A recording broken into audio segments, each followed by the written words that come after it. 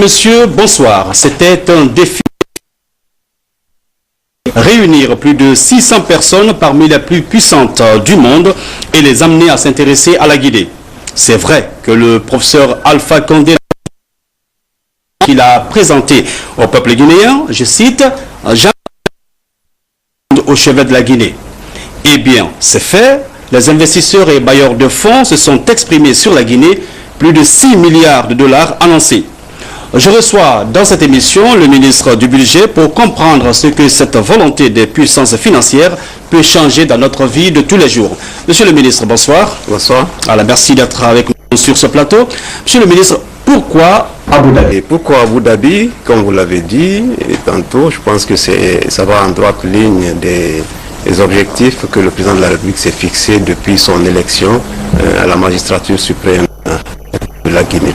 Pourquoi Abu Dhabi? Trois petites raisons. La première, c'est que Abu Dhabi est un émirat composé de 7 émirats, et donc Émirats arabes unis, un petit pays, 3 fois plus petit que la Guinée, mais qui est doté d'immenses ressources naturelles.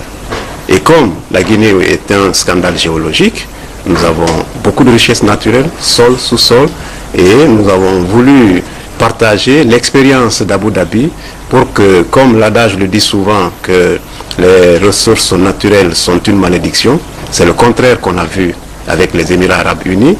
Ils se sont développés en 50 ans, moins de 50 ans. Au moment où la Guinée accédait à l'indépendance, c'était du sable là-bas. Ils ont réussi, avec une vision de leur émir, pour transformer l'émirat en moins de 50 ans. Donc, comme nous avons des avantages qui se croisent, nous avons dit, allons à Abu Dhabi voir comment ils ont fait pour être là où ils sont. Donc ça, c'est la première raison. La deuxième raison, je crois que c'est l'un des Émirats qui a beaucoup de ressources financières également. Donc nouer un partenariat stratégique avec les Émirats arabes unis pour que nous puissions bâtir un partenariat gagnant-gagnant entre nous et nous aider à avancer dans notre développement. Et aussi la troisième raison, c'est d'ouvrir un dialogue franc, sincère avec l'ensemble des investisseurs privés du monde pour que la perception que les gens ont sur la Guinée puisse être derrière nous et dire à tous les investisseurs, venez en Guinée, la Guinée est ouverte, elle est prête pour les affaires. Et donc, c'est les trois raisons qui nous ont amenés à Abu Dhabi. Mais aussi, quand vous voyez la carte des Émirats arabes unis sur le globe, c'est coincé entre le golfe d'Oman et le golfe Persique. Ce n'est ni en Chine, ni en Europe, ni aux États-Unis. Et donc, personne ne va nous dire, bon, il a fait aux États-Unis, il a fait en Chine, il a fait en France, il a fait en Europe. On a choisi Abu Dhabi. Et heureusement, le président de la République a eu raison.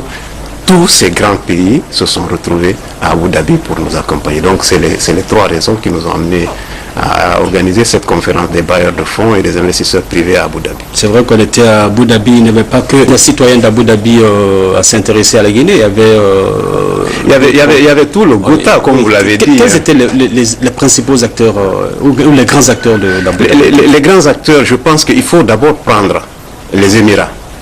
Il faut prendre les Émirats parce qu'ils nous ont beaucoup aidés dans l'organisation et ils étaient présents du début à la fin de la conférence. Et d'ailleurs, ils se sont manifestés à 2 reprises dans le secteur public et ensuite le secteur privé. Mais nous allons revenir à cela. Et donc, il y avait les acteurs des Émirats arabes unis.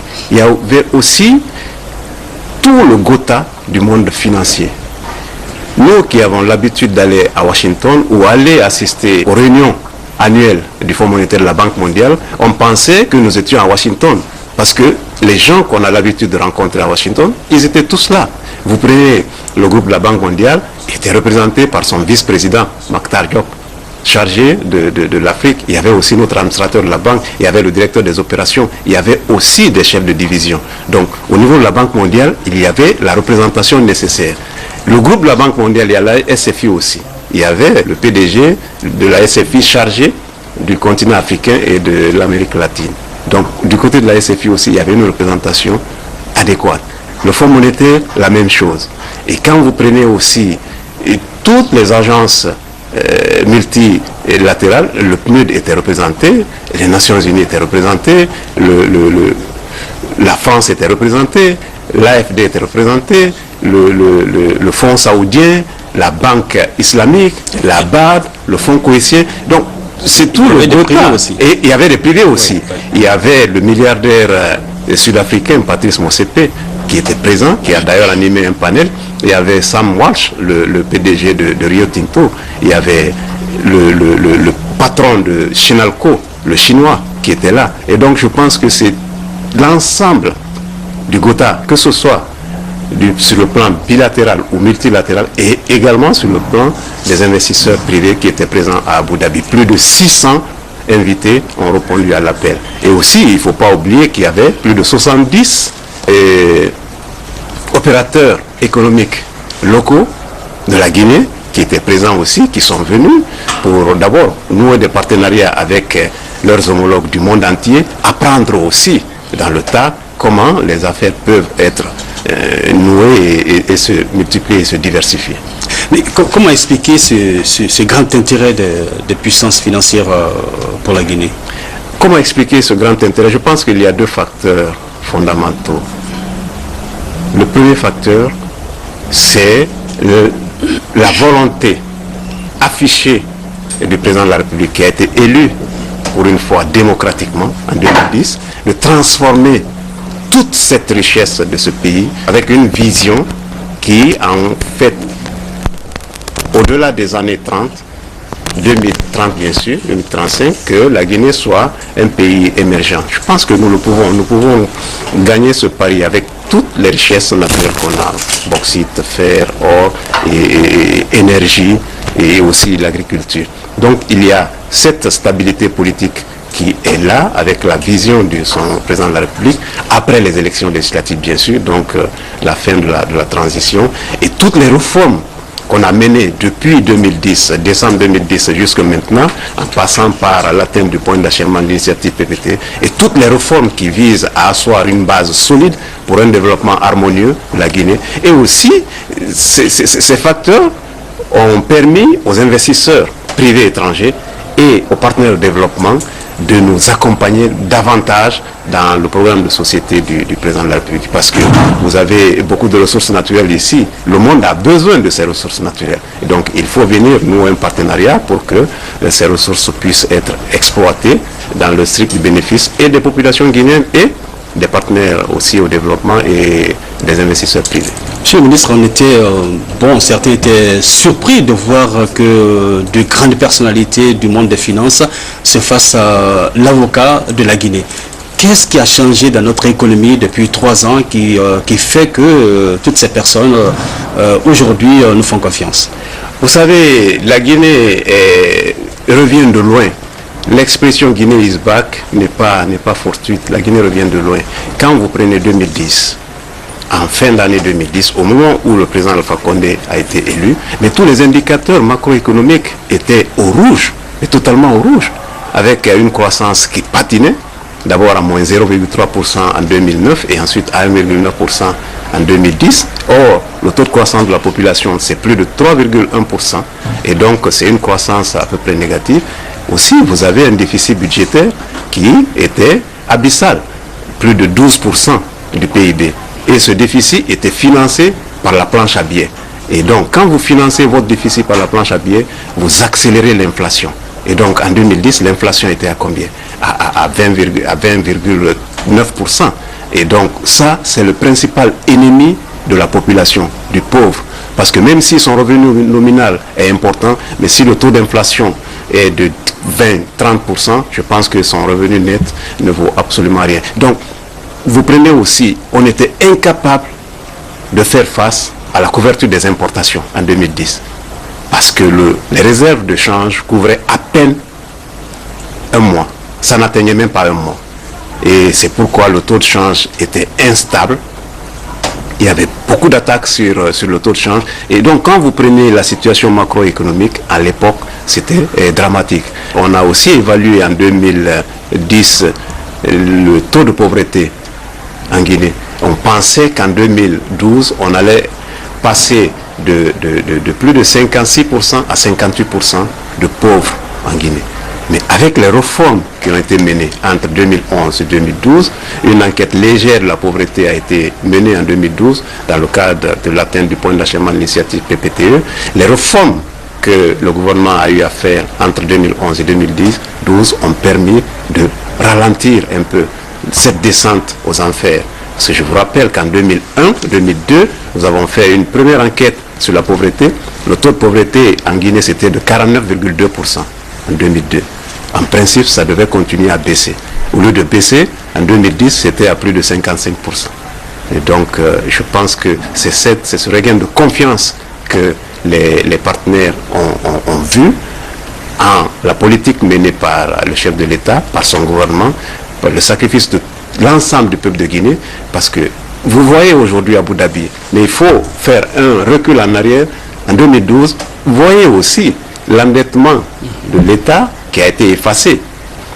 Ce n'est pas le gouvernement Alpha Condé qui a endetté la Guinée à près de 3100 milliards, mais il a eu le mérite de venir mener des réformes et d'avoir la confiance des partenaires techniques et financiers pour conclure un programme formel avec le Fonds monétaire de la Banque mondiale, accompagner, mener ce programme à son terme, enfin, ne serait-ce que pour la première et la deuxième revue, et atteindre le point d'achèvement de l'initiative PPTE. Et donc, le pays a déjà bénéficié d'un financement indirect de 2,1 milliards de dollars de la communauté internationale. Parce que quand le Fonds monétaire de la Banque efface votre dette, le Fonds monétaire de la Banque mondiale, ce n'est pas des personnes physiques, c'est l'ensemble de l'association de tous ces grands pays qui se sont retrouvés à Abu Dhabi, mais qui sont aussi au niveau du Fonds monétaire.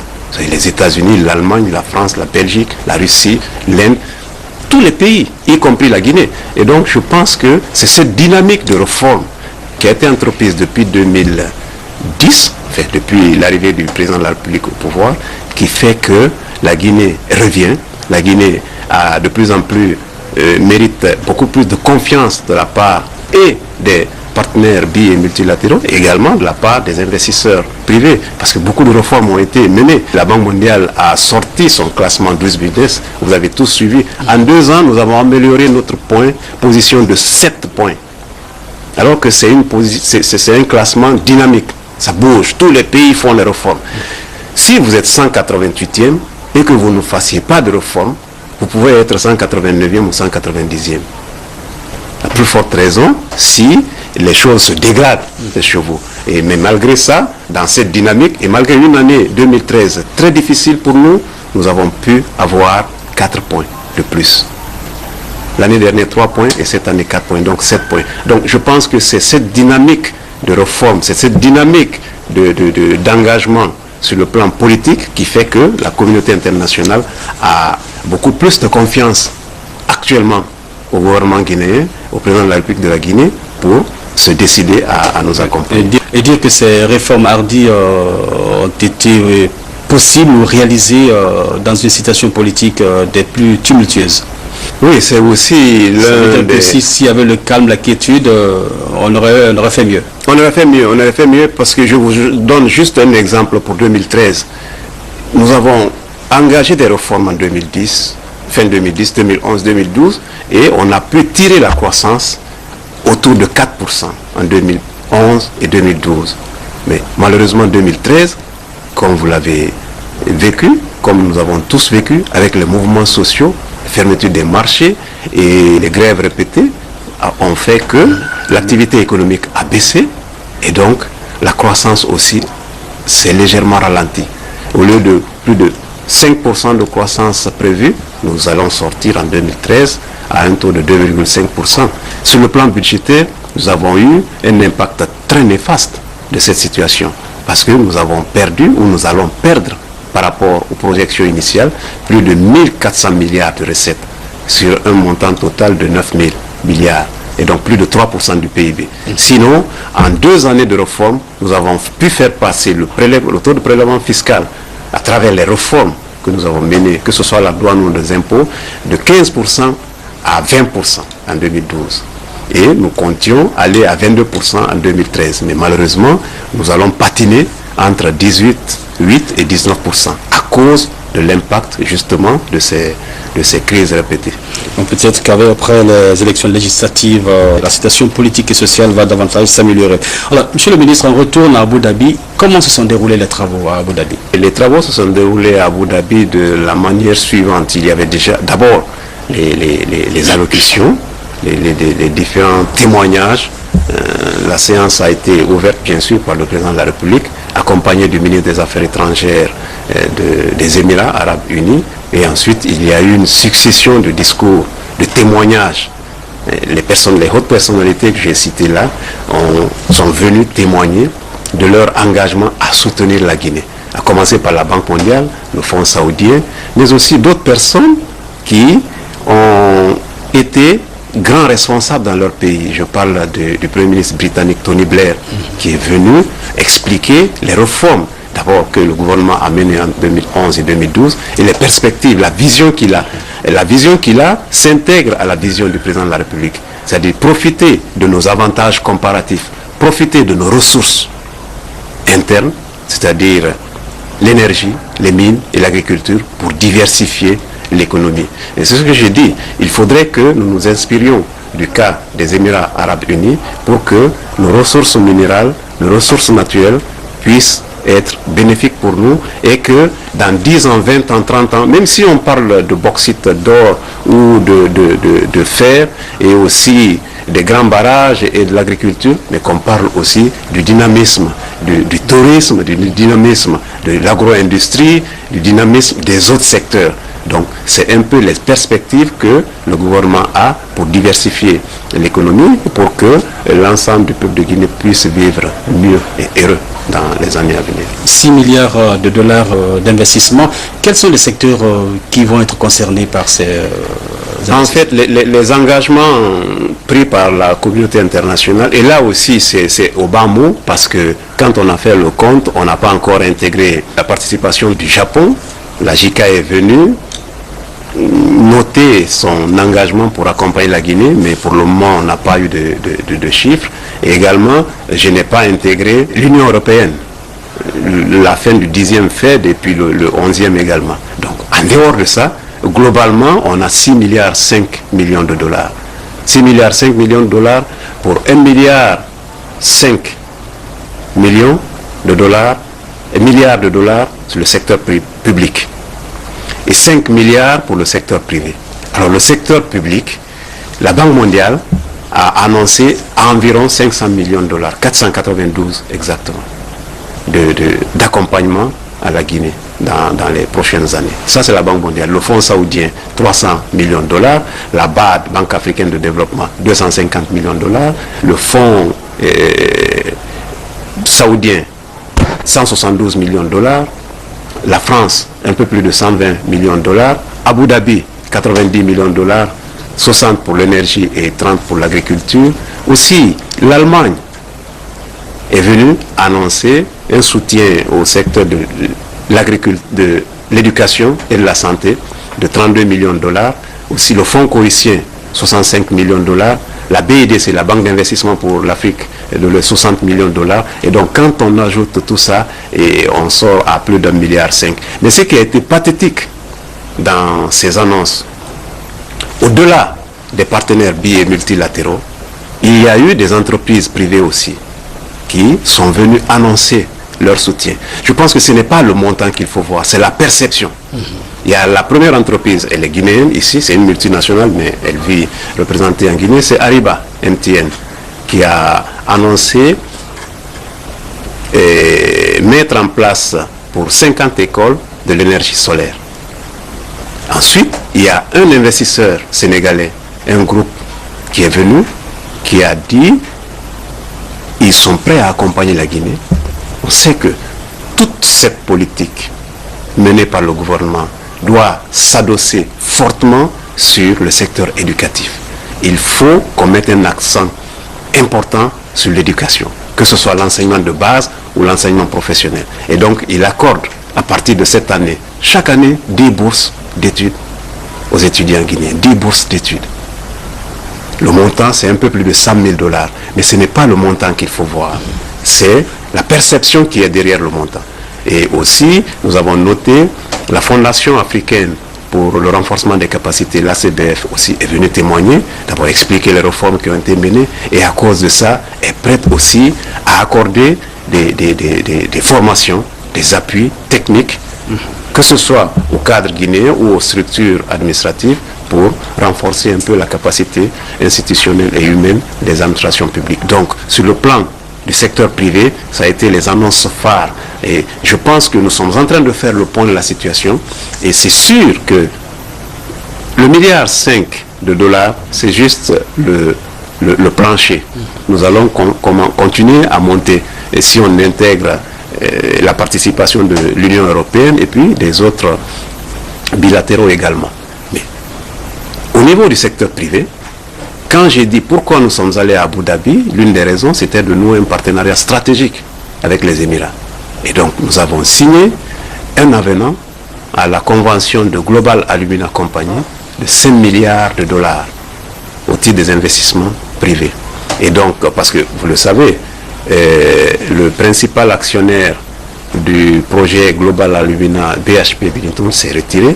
Et donc, depuis 2006 jusqu'à maintenant, le projet avait du mal à avancer. Ça a été aggravé par les événements de 2008 qu'on a connus. Et le projet était là en manque d'actionnaires. Et nos partenaires de Mubadala, c'est un fonds d'investissement des Émirats Arabes Unis, a eu à discuter avec le gouvernement guinéen. Et finalement, au cours de cette conférence des bailleurs de fonds et des investisseurs privés, nous avons pu signer un avenant pour que Mubadala puisse intégrer reprendre le projet de Global Alumina, parce que c'était la construction d'une raffinerie, mais en 2 étapes cette fois-ci. Les investissements, comme vous l'avez dit, vont commencer en 2014. Donc, ce n'est pas de simples annonces. Il y a déjà un plan d'action qui va être déroulé. Et les investissements commenceront en 2014, mais en 2 phases. La première phase, c'est changer un peu la structure du projet. Et cette fois-ci, au lieu de commencer par la construction d'une raffinerie, c'est la construction d'une mine qui prendra fin en 2017, qui va avoir une capacité de plus de 6 millions de tonnes par an. Mais au même moment, oui, de bauxite. Au même moment, on va commencer à construire la raffinerie en 2017 pour que on ait les premières tonnes raffinées en 2022. Je pense que dans une perspective à moyen et long terme, c'est plus bénéfique pour la Guinée. Parce qu'entre-temps, ça peut générer plus de 700 à 800 emplois directs dans un premier temps, et en phase d'exploitation, 400 emplois directs, et on aura beaucoup d'emplois indirects. Mais aussi, quand ça rentrera en phase de production, nous allons puiser beaucoup de recettes fiscales sur les royalties que ça peut générer. Et donc, je pense que ça a été une bonne chose du fait que nos partenaires de Mubadala aient décidé de reprendre GAC, Global Alumina Company, parce qu'ils n'ont pas de problème de levée de fonds sur les marchés financiers. Ils ont déjà l'argent. C'est pourquoi ils nous ont dit, nous, on commence en 2014. On ne va pas avoir le contrat et aller sur le marché financier chercher de l'argent. Non, on a de l'argent, on vient investir chez vous. Et donc, je pense que c'est une excellente chose pour le peuple de Guinée. Et je crois qu'on ne peut pas transformer ni un pays, ni le monde en un jour, en 2 jours, en une année, en 2 années. C'est progressivement. Je pense que ces investissements massifs vont permettre à la Guinée de créer beaucoup d'emplois, de redynamiser l'économie, mais également de mettre en place les bases fondamentales pour un meilleur développement économique, c'est-à-dire les infrastructures de base, l'énergie, et l'eau, les routes. Je pense que ça a été une bonne chose. Est-ce que depuis notre indépendance, de telles opportunités ont été créées chez nous? Je n'ai pas souvenance. Ouais. Je n'ai pas souvenance. Parce que si vous prenez la gouvernance du professeur Alpha Condé, 2011, 2012, 2013, on n'est pas en 2014, on est en 2013, 3 ans. Vous prenez juste les annonces faites à Abu Dhabi, 6 milliards 5. Vous prenez l'annulation de la dette, 2 milliards 100. Vous prenez aussi le développement futur du projet Simandou, près de 17 milliards, 18, 19 milliards. Ne serait-ce que juste ça, je ne parle pas de Simandou 1 et 2, je ne parle pas des autres projets miniers, que ce soit sur le plan de l'or, ou ne serait-ce que ça, on peut dire oui, la Guinée est en train de bouger. Mais la Guinée, comme les gens le pensent, ne peut pas, en une claque de main comme ça, se transformer comme les immeubles, les buildings qu'on a vus à Abu Dhabi, en un jour, en 2 jours. Non, c'est une transformation progressive. Et comme l'a dit le professeur, grâce à la patience héroïque du peuple de Guinée. Absolument. Monsieur le ministre, vous l'avez dit, Abu Dhabi, il y a le pétrole, mais il y a aussi la bonne gestion qui a permis de transformer ce pétrole, de faire d'Abu Dhabi un pays développé, disons pas émergent maintenant, mais développé. Alors, comment nous préparons à accueillir ces milliards de dollars? Comment nous nous apprêtons à accueillir ces milliards de dollars? Justement, c'est de mettre l'accent sur les réformes. Vous avez parlé de l'exemple d'Abu Dhabi. Les Émirats, ils avaient la ressource. Ils ont aussi une perspective de développement. Mais ils ont mis beaucoup d'accent sur l'homme, sur la formation, sur les ressources humaines. Tous les gens qui sont à la tête des grandes sociétés d'Abu Dhabi, des Émirats, ont étudié dans les plus grandes universités du monde.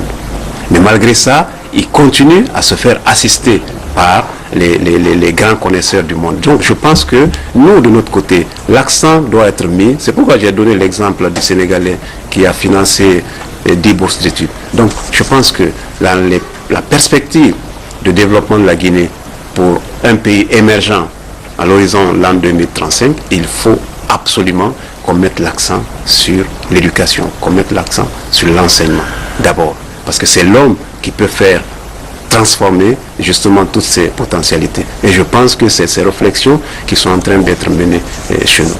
Alors, monsieur le ministre, le président de la République a dit que jusque-là, pendant 3 ans, il s'est attaqué à la macroéconomie pour rétablir les fondamentaux. Et que maintenant, il va s'intéresser au panier de la ménagère. Comment cela va se passer? Qu'est-ce qu'il a voulu dire? Je pense que tout se tient. D'abord la macro et ensuite la micro. Et je vais vous dire, la macro a un impact direct ou indirect sur la micro. Je prends juste un exemple. Si vous n'avez pas un cadre macroéconomique sain, stable, si vous n'avez pas les moyens, quand un investisseur vient investir chez vous, qu'il puisse rapatrier ses devises, donc vous n'avez pas de ressources, vous n'avez pas de réserve de change nécessaire.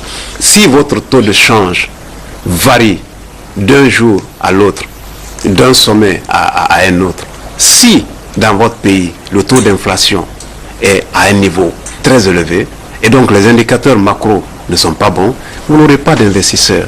Et quand vous n'avez pas d'investisseurs, vous n'avez pas de création de richesse. Parce que nous n'avons pas une base industrielle solide. Donc il faut un investissement massif. Pour ça, il faut que la macro soit bien tenue. C'est ce qu'on a fait. C'est parce qu'il y a eu les réformes macro que la communauté internationale est venue pour nous accompagner. Mais je prends aussi juste un exemple dans cette période-là. Si l'économie a eu 2 chocs en 2013 sur le plan politique et minier, le choc a été amorti légèrement parce qu'il y a eu un dynamisme au niveau du secteur agricole. La croissance au niveau du secteur agricole s'est améliorée depuis 2010.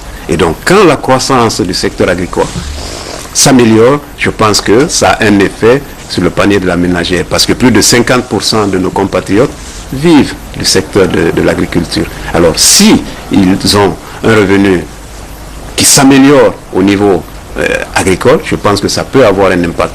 Et je ne suis pas en train de dire que tous les problèmes ont été réglés. Non, tous les problèmes ne sont pas réglés. Les problèmes sont en train d'être réglés progressivement. Mais quand il y a des avantages qui sont cachés, et le président de la République, quand il est venu, la première décision qu'il a eu à prendre, il a réduit de façon considérable le taux de la retenue sur les traitements et salaires des fonctionnaires. Quand vous réduisez le taux sur le traitement des salaires des fonctionnaires, vous augmentez leur revenu réel. Parce qu'au lieu de payer 100 francs de taxes, ils ne payeront que 10 francs. Les 90 francs là, ils vont l'utiliser à leurs besoins. Donc il a fait ça. Et ensuite, on a augmenté aussi les salaires. Tout ça vont dans le sens d'augmenter le revenu du fonctionnaire. On sait qu'un fonctionnaire guinéen, il y a 10, 20 personnes derrière lui. Je sais que le taux de chômage est important chez nous. C'est pourquoi justement il y a toutes ces réformes et tous ces appels du pied de la communauté internationale et des investisseurs privés pour qu'il y ait beaucoup d'investissements chez nous et pour qu'il y ait beaucoup d'emplois créés. Plus on crée d'emplois, je pense que plus on réduit la pauvreté. Donc tout se tient. Je crois que les politiques macroéconomiques vont se transformer justement en politique sectorielle pour permettre une meilleure préparation des investissements au niveau que ce soit de l'énergie, de l'agriculture ou des mines. C'est tout ceci qui peut avoir un impact sur la réduction de la pauvreté. Et puis avec la pression fiscale qui devient plus importante, absolument, peut se répercuter. Absolument, tout se tient parce que si vous avez un investissement massif dans le pays, aujourd'hui le produit intérieur brut, c'est-à-dire la création de richesse chez nous, c'est 6 milliards 200 millions de dollars. Et donc, on puise 19, 18, 20% de 6 milliards. Alors, si on a beaucoup plus d'investisseurs, regardez, si les projets GAC commencent en 2014, admettons avec un investissement de 100 millions de dollars, juste un exemple, ou de 200 millions de dollars, ou 300 millions de dollars. On a signé, avant d'aller à Abu Dhabi, une convention avec une entreprise chinoise, CPI. CPI aussi va commencer à investir, c'est toujours la bauxite, va commencer à investir en 2014. Et donc, peut-être 600 millions de dollars ou 700 millions de dollars. Quand vous prenez 600 millions, vous ajoutez 100 ou 700 ou 200 et vous ajoutez les autres projets qui vont commencer à voir le jour à partir de 2014, vous participiez à l'augmentation de la création de richesses. Et donc, le produit intérieur brut peut passer de 6 milliards à 7, à 8, à 9, à 10. Admettons, même si vous n'êtes pas mathématicien, mais si vous ponctionnez 20% de 6 milliards, ça vous donne un montant. Et après-demain, si vous ponctionnez 20% de 10 milliards, de 12 milliards, ça vous donne le double de ce que vous ponctionnez maintenant. Et donc, quand l'État aura les moyens de ponctionner plus de ressources, il va le redistribuer. On n'oubliera pas, bien sûr, les conditions de vie des travailleurs, donc les salaires. Nous sommes dans une dynamique d'amélioration des salaires. Et aussi, il y a les réformes qui sont en cours. Très prochainement, nous allons commencer le recensement biométrique, donc qui va peut-être sortir les fictifs, les anomalies dedans. Si on a beaucoup de ressources qui se perdaient par rapport aux fictifs, aux doublons, je pense qu'on peut essayer de, en gardant la masse salariale, redistribuer. Mais notre politique, c'est quoi? Notre politique budgétaire, c'est quoi? C'est d'accroître la mobilisation des ressources internes, d'abord. Parce que les 6 milliards 5 qu'on a obtenus, on ne peut pas le redistribuer sur les salaires. Les salaires se basent sur les efforts internes. Donc, on met un accent sur la mobilisation des recettes et aussi, on maîtrise les dépenses, on les réoriente vers l'investissement parce que c'est ce qui crée la richesse. Et aussi, on se met dans une dynamique d'endettement soutenable qui peut soutenir le budget pour que, en même temps, la politique budgétaire ne soit pas un élément qui fait déraper la politique monétaire, donc accroître l'inflation. Donc, grosso modo, c'est dans cette dynamique qu'on se trouve. On retourne à Abu Dhabi. Monsieur le ministre, qui a fait quoi à Abu Dhabi du côté guinéen? Qui a fait quoi à Abu Dhabi du côté guinéen? Je pense que tous ceux qui sont partis ont essayé d'apporter un peu leur pierre, à commencer par le président de la République qui a donné les grandes orientations de cette conférence. Et ensuite, vous avez au niveau gouvernemental le ministre d'État chargé de l'économie et des finances qui aussi a parlé un peu de la situation économique du pays, de compléter la vision du président de la République et expliquer comment la conférence devrait se passer. Il y a aussi eu des panels animés par les partenaires biomultilatéraux, les investisseurs privés, mais également les Guinéens. Du côté guinéen, il y a eu les membres du gouvernement. Le ministre des Finances a animé un panel, le gouverneur de la Banque centrale était parmi un panel, et la ministre de l'Industrie était dans un panel, et moi-même, j'étais dans un panel, et ça c'était du côté gouvernemental. Au niveau des sectoriels aussi, parce que le second jour, il y a eu des des réunions parallèles par secteur. Le ministre du Tourisme était là-bas, il a présenté la vision de la Guinée sur le plan touristique. Le ministre des Mines également était là, et aussi il a participé à présenter le secteur minier guinéen. Et donc sur le plan gouvernemental, tous les membres du gouvernement qui sont partis ont essayé de jouer un peu leur rôle. Peut-être que je n'ai pas parlé de la signature de 3 autres conventions au cours de cette conférence. L'agriculture, parce que le ministre de l'Agriculture était là-bas, il a signé une convention avec les Émirats Arabes Unis pour le financement d'un projet au niveau de l'agriculture. C'est les 30 millions que j'ai annoncé plus haut. Mais également, le ministre des Mines, à la place du ministre de l'Énergie et des Transports, a signé aussi l'extension du port de Kamsar, toujours avec Mubadala. Ensuite, la 3e convention, c'était entre le ministre des Finances et la SFI, la Société Financière Internationale, qui va nous appuyer au montage des projets PPP, les partenariats publics-privés. Maintenant, la dernière convention, c'était avec Mubadala, dans le cadre de la reprise de GAC. Et vous avez eu vent des échanges, des relations que les privés guinéens ont pu nouer là-bas avec d'autres... Oui, les privés guinéens. Donc, je parlais du panel des membres du gouvernement, mais aussi il y a eu le privé guinéen. Il y a eu le représentant du groupe Bolloré, qui était dans un panel, qui a bien présenté toutes les réformes qui ont été menées au port de Conakry. On a vu vraiment la différence, c'était un exposé très enrichissant. Il y a aussi eu le directeur de la CBG qui était dans un panel aussi, qui a présenté l'expérience de la Guinée et qui a demandé si les investisseurs ont des doutes pour venir en Guinée, je pense que c'est le moment de venir parce que la Guinée est prête pour les affaires. L'exemple, c'est que la CBG est là depuis plus de 50 ans et ça marche. Elle fait du bénéfice et ce n'est pas que la Guinée. La Guinée est actionnaire, oui, bien sûr, mais il y a aussi les grandes multinationales comme Alcoa qui sont partenaires dans la CBG. Il y a aussi Eric Cole, qui est le conseiller du PDG de Topaz, qui était dans un panel, qui a présenté aussi l'exemple de Topaz. Aussi, dans les contacts informels, pas dans les séances publiques, les 70 opérateurs guinéens ont pu nouer quelques partenariats.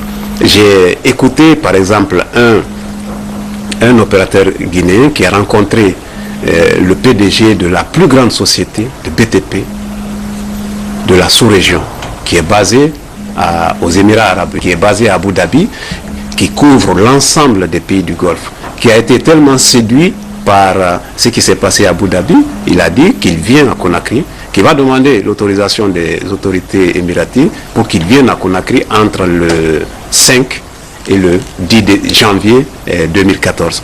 Lui aussi, il a des moyens. Il peut construire des routes.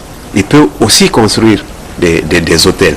Parce que pour attirer les investisseurs privés, il faut qu'il y ait des complexes hôteliers dignes de leur nom. Je pense que vous avez vu, la politique mise en place permet aussi de faire construire beaucoup d'hôtels actuellement en cours, mais ce n'est pas suffisant. Je pense que c'est ce type d'investisseurs qui vont venir à partir de maintenant en Guinée pour concrétiser un peu la volonté de leur investissement en Guinée.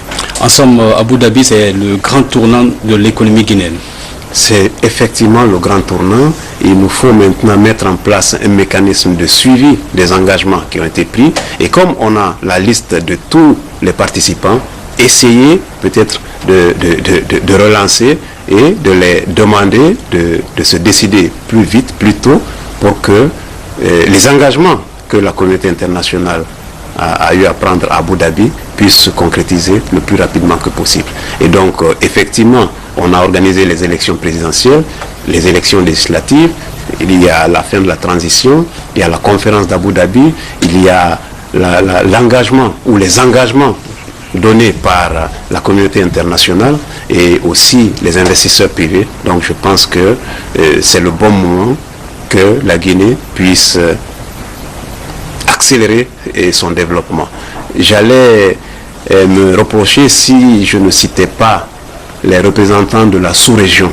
Il y avait les représentants de la Manoriva Union et aussi il y avait le président de la communauté économique des États de l'Afrique de l'Ouest, Kadré Désiré Ouedraogo, qui était parmi justement ceux qui ont pris la parole les premiers jours.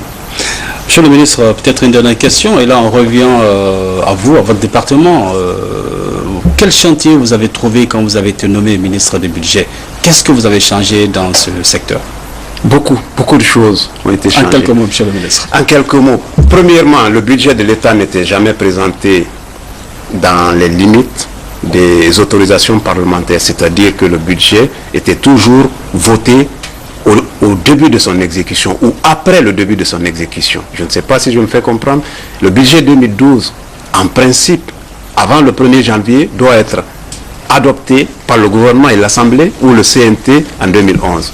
Ce n'était pas le cas. Nous avons réussi à maintenir cela en 2011 et 2012. Et donc, nous avons changé, nous avons respecté les dispositions de la loi qui disent que l'État, le gouvernement, doit déposer sur le bureau de l'Assemblée nationale, au plus tard, le 15 octobre, le projet de budget de l'année +1. Donc, il y a ça. Mais à l'intérieur, les recettes douanières, plus de 10%, 15% étaient affectées à des relations humaines. Nous avons commencé par mettre fin aux exonérations ad hoc. C'est ce qui a augmenté aussi le niveau des recettes. Avec le soutien de nos partenaires techniques et financiers, la France, l'Union européenne, le Fonds monétaire international, nous avons changé la contexture des deux directions de régie, la douane et les impôts, pour permettre aux directeurs d'être plus opérationnels. C'est-à-dire laisser la gestion au service de gestion et eux piloter la direction. Alors, aussi, il y avait près de 85 produits au niveau de la douane qui étaient taxés au forfait. Nous avons mis fin à ça et nous avons mis tout le monde dans le droit commun. Parce que le plus important pour nous, c'est de respecter l'équité entre les contribuables. Donc, nous avons commencé l'assainissement au niveau de la Direction générale des impôts, de la Direction générale de la douane. On l'a érigé en direction générale, comme ça se passe un peu partout ailleurs, pour lui donner beaucoup plus de flexibilité et d'autonomie. Également, la direction des impôts, on a mené les mêmes réformes. On a mis 4 assistants au niveau des deux directeurs pour renforcer un peu leur pilotage de la direction. Et je sais que c'est des machines lourdes, mais les réformes ont continué petit à petit. Et du côté des ressources, justement des recettes intérieures, c'est pourquoi on a amélioré de 5 points du PIB la mobilisation des ressources internes. Mais quand vous allez au niveau des dépenses, nous avons essayé de maîtriser également les dépenses publiques. Nous avons créé une direction nationale de la comptabilité matière, parce que aujourd'hui, quand vous demandez à l'État quel est le nombre de mobilier acheté ou quel est le nombre de mobilier en stock, personne ne vous répondra, parce qu'aucune statistique n'est tenue. Donc nous avons mis en place cette direction qui va commencer à fonctionner en 2014. Et je pense que les achats fantaisistes vont disparaître. Et c'est ce type de réforme que nous sommes en train de mettre en place au niveau du ministère délégué au budget. Monsieur le ministre, avec l'espoir que nous vous recevrons pour parler plus amplement de votre département, merci d'avoir accepté de venir dans cette émission. Madame, messieurs, nous étions donc avec monsieur le ministre délégué au budget dans cette émission, 1 heure pour convaincre. Merci de votre attention, bonsoir, à bientôt, Inch'Allah.